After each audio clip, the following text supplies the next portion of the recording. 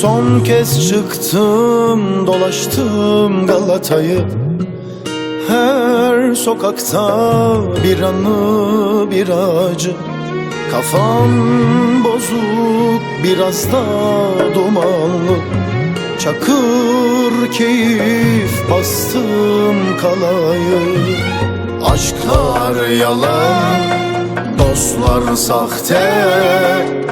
Nasıl geldin sen bu hale?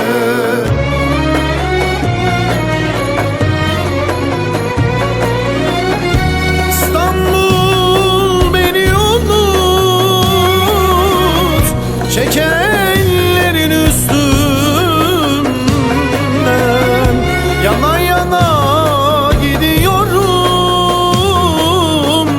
yedi tepeli şehrinden.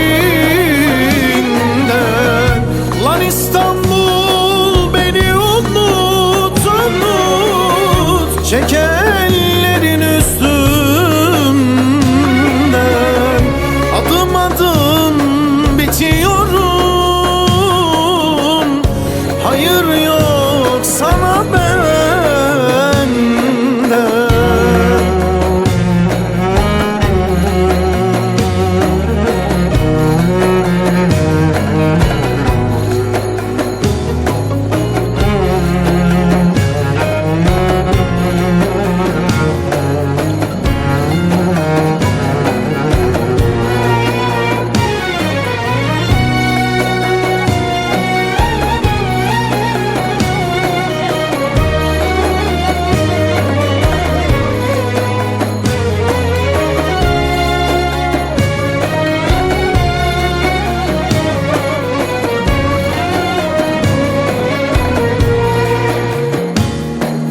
Son kez çıktım, dolaştım Galata'yı.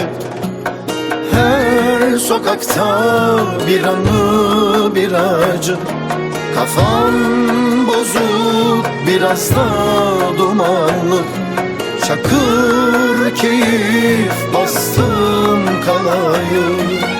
Aşklar yalan, dostlar sahte. Nasıl geldin sen bu hale?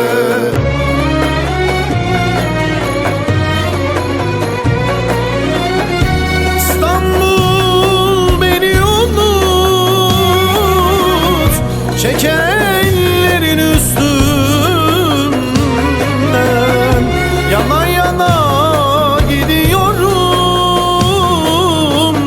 yedi tepeli şehrinden. Lan İstanbul beni unut, unut, çek ellerin üstümden. Adım adım bitiyorum, hayır yok sana benden.